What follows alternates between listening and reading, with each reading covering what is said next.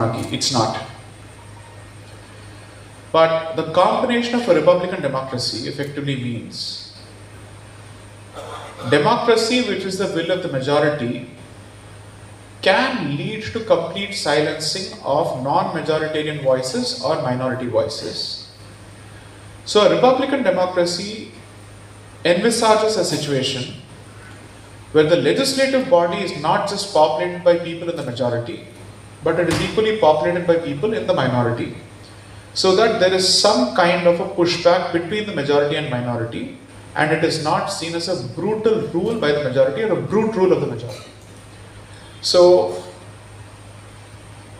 even I don't know how many chartered accountants are here, how many lawyers are chartered accountants.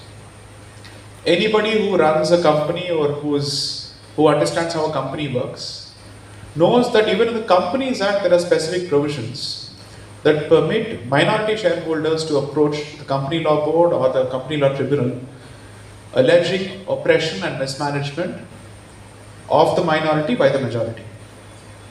Which is to say, a democracy, if applied let's say in toto, as is various, will have the effect of depriving any minority voice altogether.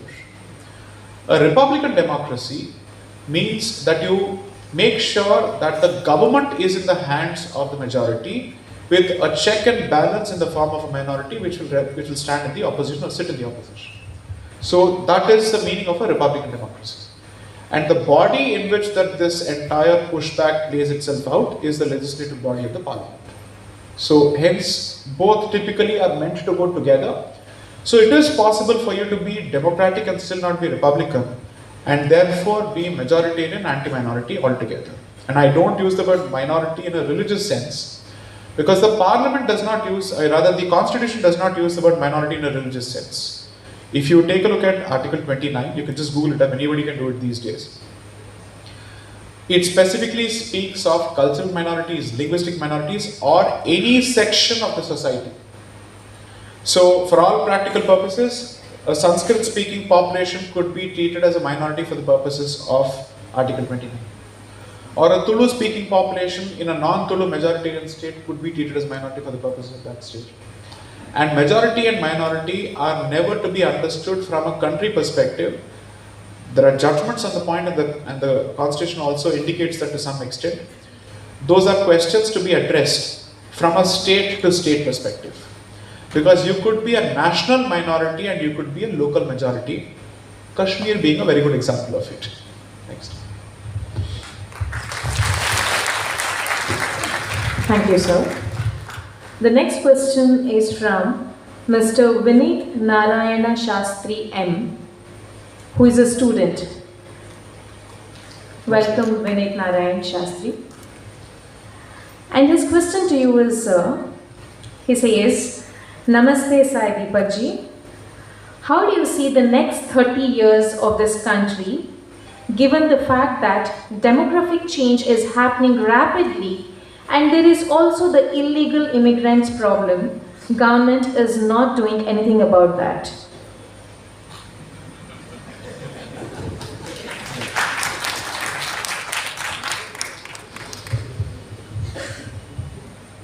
I think what the government is or is not doing is a legitimate question to ask, and I won't run away from it.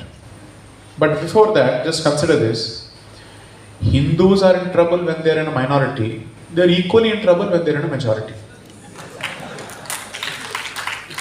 So which government can save you if you don't have the guts to save yourself? That problem is further complicated by the fact that your trouble is not a political incentive for any government, enough for them to act on it.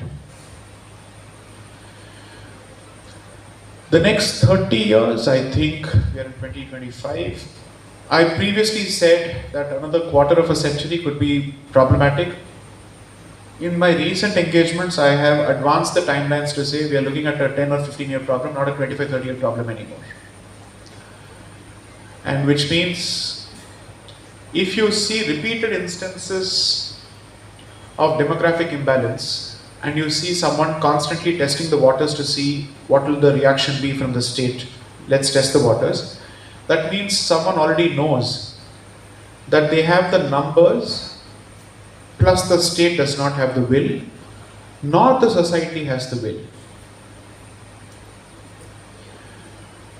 I'm happy about rising awareness at least since 2014, or awareness which led to 2014 and thereafter. But it is translating at this point to an elitist awareness which does not have the will or the guts to do what it takes to get the job done, because it doesn't want to dirty its hands. And which means what will happen is you will continue to see lit fests flourishing. You'll continue to see more and more platforms discussing this. But will all of this translate to actual action is the question. If it remains a storm in a teacup, where people gather at a town hall or at a theatre or a mega auditorium where they discuss all of this, then they are only reinforcing what they already know. What is the change that comes out of it? You may not know everything that I said today, but you broadly agree with what I've said. Broadly, if not in specific. So what is the change in the movement of the needle that I've achieved today? We are talking to each other and we already agree on quite a few things. How has this managed to bring about a change? Have we converted more people to our point of view? We are not sure of it. 2, will this lead to pressure on the government to act by way of resolutions to say that this audience believes that these are the following actionable points which you must implement in the interest of civilization security? So one of the things that I've tried to convey in terms of a limited suggestion to multiple platforms is, it's good to organize events, but you must also have actionable goals where the voice of your audience is communicated to the government along with their positions.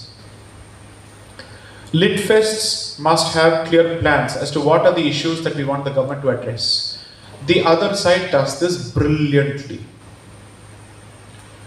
They do it brilliantly. Every lit fest, every platform, every organization will have a certain set of intellectuals whose names and credentials are used to write letters, to write representations, to castigate people, to criticize stuff.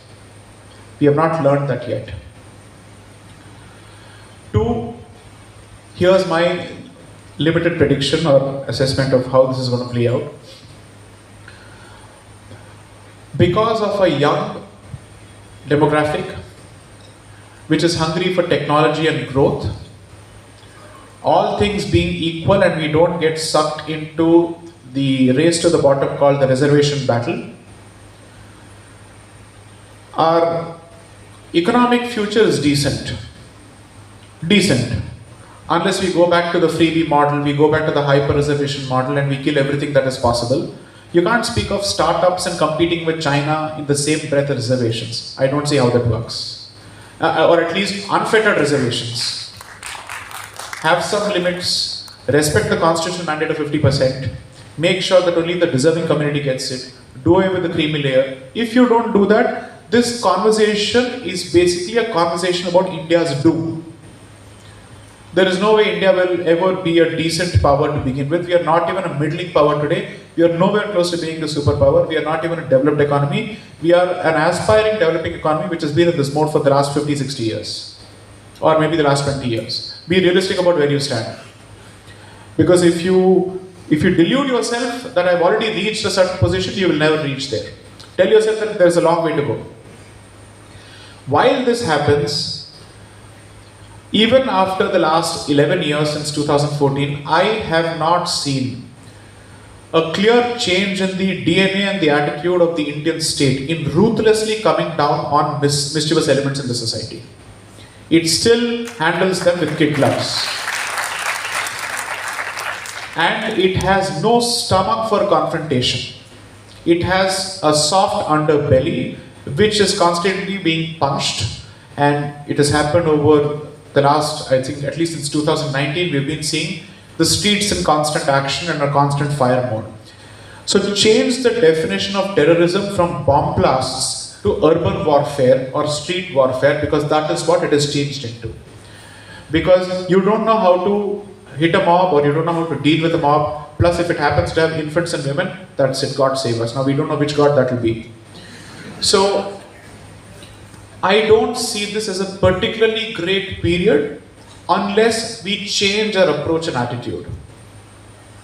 And we also develop the guts and the ability to articulate our position to detractors within and audiences outside.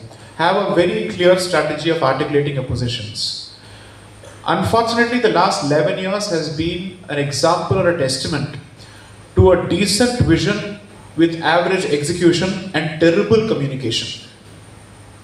That is not a recipe for Vishwaguru at all under any circumstances. Address each of these aspects. We are not short on talent for this. There is a talent pool for this. And the problem is, if you choose to pass this problem as the problem to the next generation, with every successive generation, the pace of the problem and the magnitude of the problem is only increasing. And that is the problem that Indian democracy has been facing. That every generation believes that the next generation will handle, by which time the demographic imbalance only increases to your detriment. And previously it was some parts of the country, now it's all parts of the country. And we will still, again coming back to this issue, we will constantly blame someone who was a prime minister from 47 to 63 as opposed to focusing on what is happening now. There's a time when you must draw attention to yourself and what you have done. There's a point when constantly pointing fingers to the past doesn't help. So the most boring, obvious, bone-sickening question that we get asked these days in literary fests is, how do we change history textbooks? And then a host of opinions will start. The Marxists did this, the Marxists did that, Nehru did this, Nehru did that, his grandfather did this. You go on saying this for 10 minutes. It made sense to say this in 2014. Perhaps it made sense to say this in 2019. It certainly makes no sense to say this in 2024. They did what they did. What have you done? It doesn't help to constantly draw attention to them, because then it seems like you're the opposition in power and they're the opposition in power in both ways. Rather, it's almost as if you don't know who's setting the narrative, who's in the treasury bench and who's in the opposition. And at least over the last 5 years, the most serious challenge that's going to emerge for Hindu Dharma, Sanatana Dharma and civilization is not going to be external, it's going to be internal. Because we are going to be bogged down heavily on caste-related issues, in caste-related reservations, and that's going to be a serious problem, very serious problem, which will weaken us and hollow us out, leaving us completely defenseless to the external challenge. And on this, as long as the conversation is sugar-coated, it's politically correct, without truth being the basis, some form of reasonableness being the basis, it is a conversation that will be majoritarian in nature, which means whoever has the ability to create trouble on the streets will ask for reservation, and then we are again 10 steps back. So reservation is no more a question that is based on reality. It is not even based on perceived reality. It is based on distortion of history and gross lies. True instances of serious oppression or discrimination, address them. Do address them. Because if you don't, then that entire population remains vulnerable to conversions, to proselytization. I get all of that. But the way forward is to teach people to survive, as opposed to make them self-reliant, as opposed to making them state-reliant. And somewhere you have to say, is there a cut-off date for this? Is there a point where we can say, okay, after this, some may not necessarily be beneficiaries of this particular, let's say, benefit? If someone asks me, what is the cut-off date for your reclamation of temples or occupied sites? I say, you tell me the cut-off date for reservation, I'll tell you the cut-off date for this. Somehow cut-off date becomes relevant when it comes to reclamation of temples, but there is no cut-off date whatsoever on the question of reservation. At least my cut-off date is in the past, yours is worse, it's in the future. We seem to have two different standards on the question of jati and on the question of inter-community relations. The logic of a position that applies to intra-community reservation in terms of trying to say that reservation must be there because it needs to address a social wrong in the past, or even perhaps a continuing social wrong in certain places, should equally apply to inter-community relations. The logic doesn't change because the overall issue is the same, addressing injustice, period. Why should the logic change? Next.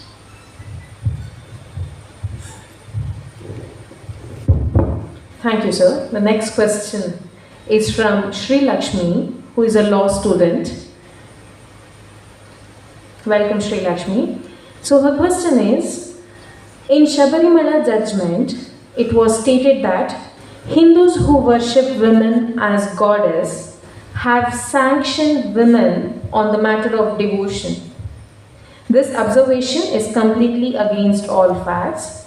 So when Supreme Court makes such irrational observation as an educated Hindu, how I am supposed to react?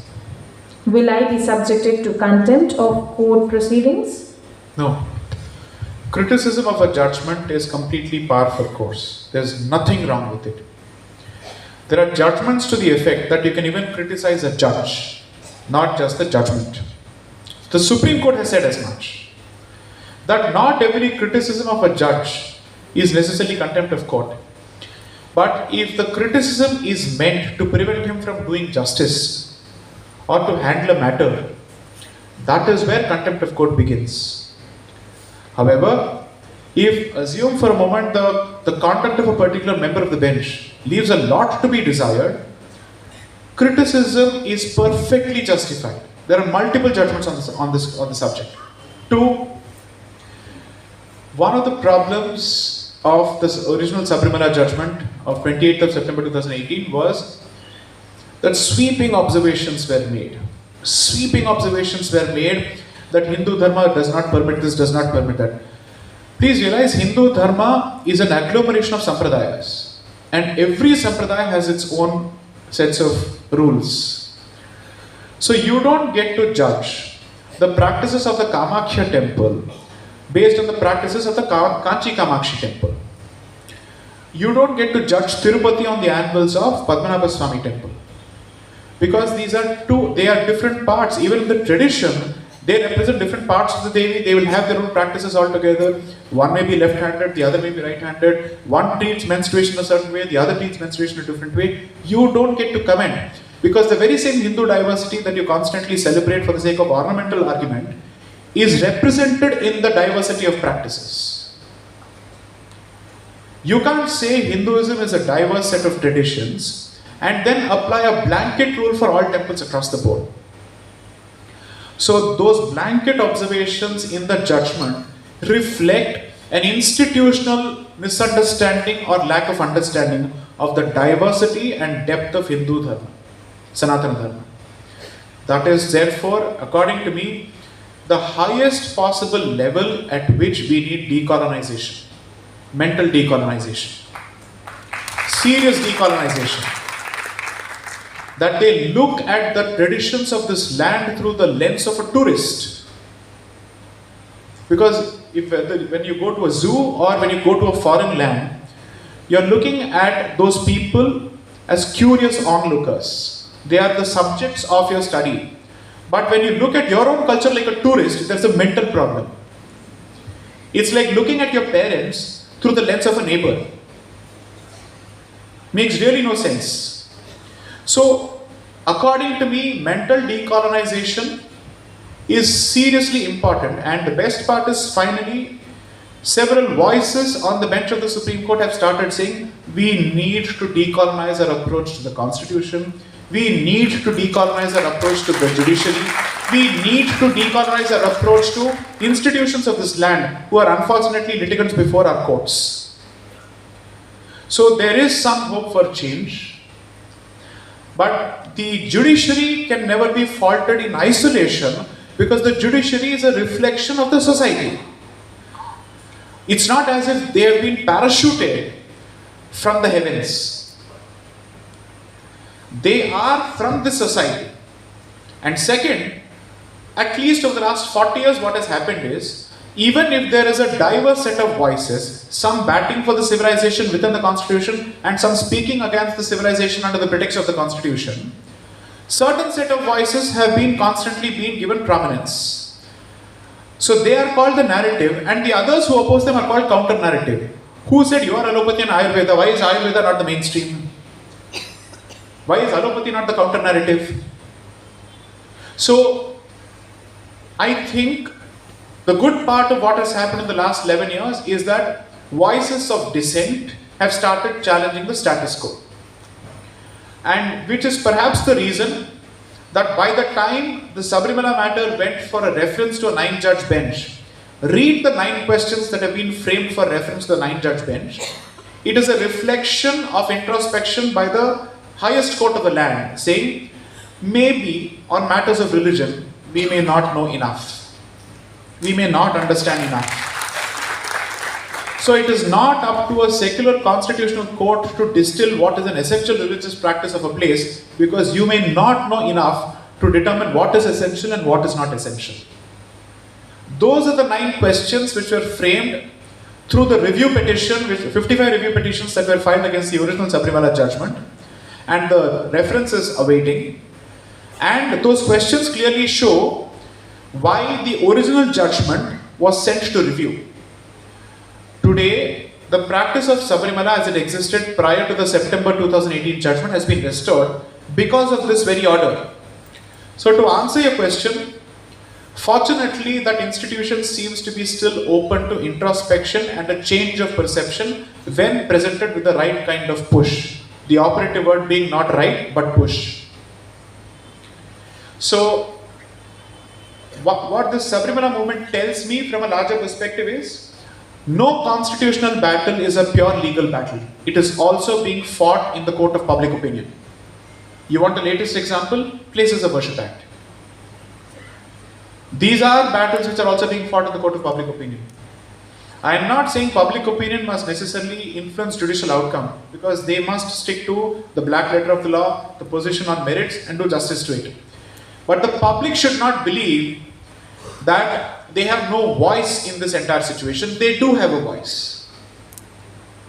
On the issue of same-sex marriage, if all LGBTQ groups have a right to speak on the judgment and criticize it left, right and center, on the question of Sabarimala, why should devotees not have the same rights? Why are certain rights limited to a certain section of people because you think that they're oppressed and not others? So, you're not wrong.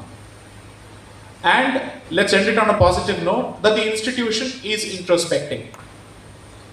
And I know for a fact, where I happen to appear along with 2 other senior delegates, one is Mr. Satish Parasaram and another Mr. Sridharan, to represent Ahobilam Mutt before the Supreme Court, and the Telangana government tried to take it over, and the local high court rejected the takeover. The Supreme Court finally started asking the question, what is the job of a secular state in a religious institution? Who are you to administrate? Why do you take control? So the constant speech or constant discussion on the subject has finally percolated to the highest level possible, where they're also asking this question, how is it that we have allowed all these years where institutions, religious institutions of a particular community are being controlled by an apparently secular state? That question is now surfacing. So sometimes the first battle in court may not result in success, but you must keep taking a shot at that particular issue in that particular institution, because kabhi na kabhi to change hoga. You want a simpler example? The first judgment of the Delhi High Court on the question of section 377 of the IPC was in favor of the LGBTQ community, to say that it should be decriminalized. When the matter goes to the Supreme Court, the first Supreme Court verdict was against the High Court judgment. Then when the matter was revisited, the opinion was changed. What happened in between? Advocacy by members of the community, trying to reach out to as many people as possible, presenting their point of view. I'm saying this is what the left does so well. For them, one defeat is not the end of the situation. They constantly attack, they constantly relentlessly pursue the cause, and they make sure that they publish articles, they publish books, they come out with videos. And they make sure that the thinking population has access to only their point of view through mainstream publications, which is what we need to learn. relentless advocacy. That is the only way this goes forward. Next. Please don't be under compulsion to clap at everything.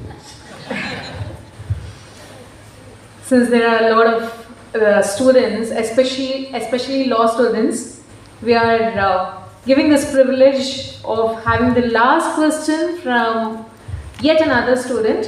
Her name is Madhura K. Do we have Madhura K here? Welcome, Madhura. Her question to you is, sir, what would be your advice to students to build a better India based upon truth, given that we see every democratic machinery is riddled with narratives against the interest of this nation?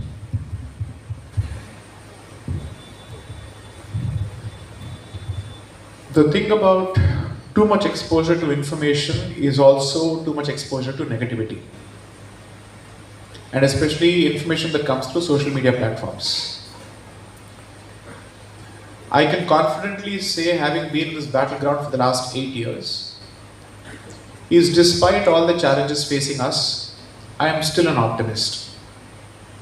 And I've seen perhaps terrible times on campuses when I was a student.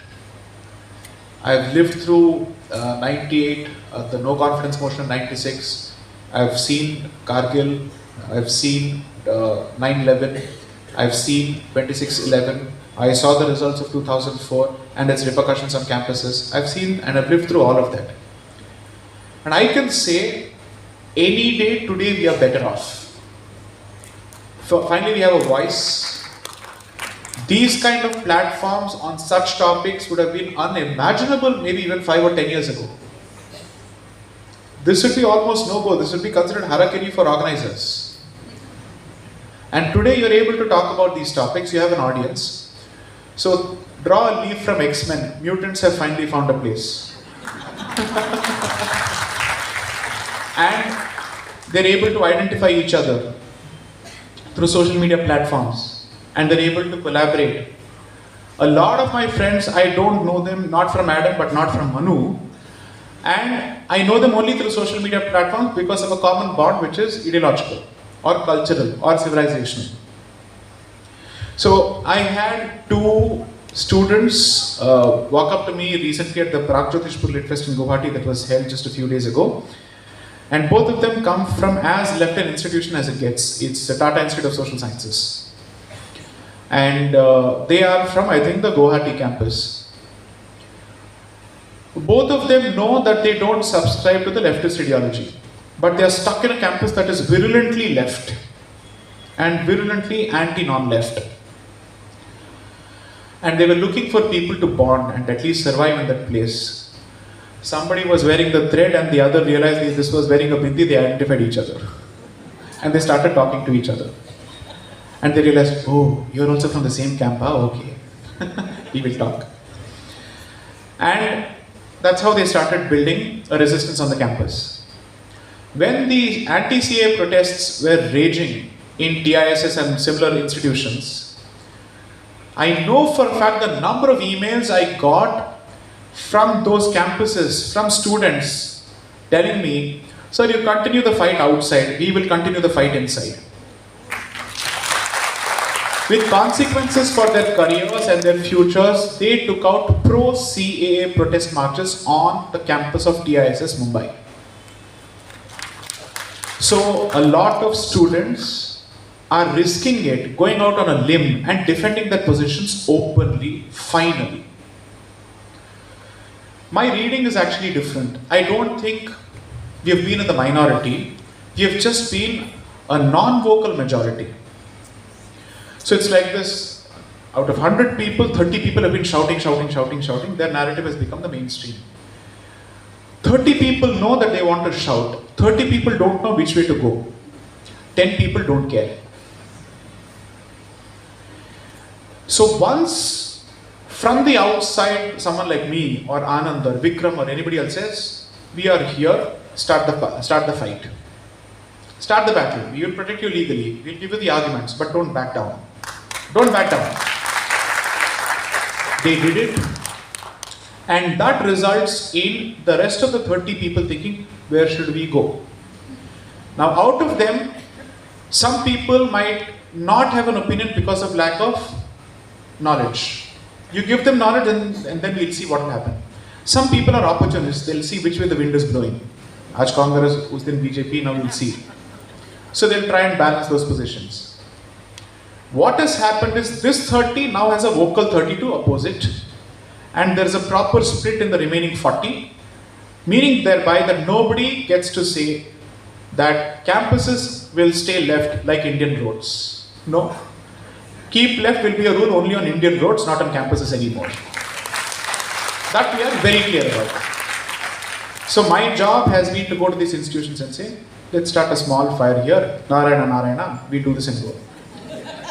And I've done that successfully and very proudly in the most anti-Hindu institutions. Those who have cancelled me have done a great job of contributing to the myth of JSD. And they have in the process demonstrated and betrayed their anti-free speech credentials, making it easier for me to accuse them of being fascists. You let me in, you lose. You don't let me in, you will still lose. Choice is yours.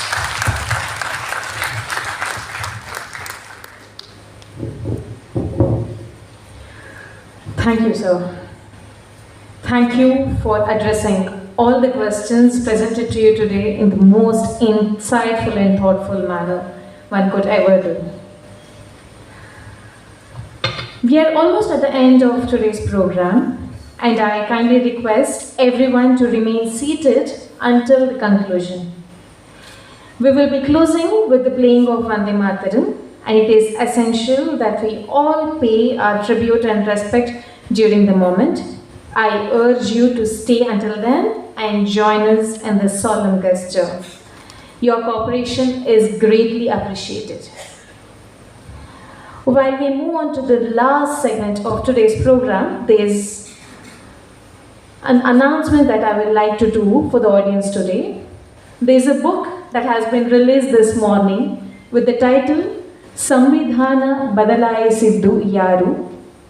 Author is Vikas Kumar P. and it has been released this morning. This book is being sold today at this premises at the right entrance of Town Hall. I urge you all to make a purchase of this book. The MRP being $299, today it is being sold at $200. I repeat, kindly support and buy the books today, which has been displayed at the entrance of Town Hall. It has truly been a day to remember, one that will remain etched in our hearts for a lifetime. We sincerely hope that the Citizens Council continues to organize such impactful events in the future. As we bring this wonderful gathering to a close, I would like to invite Shri Vishwas US to deliver the word of thanks.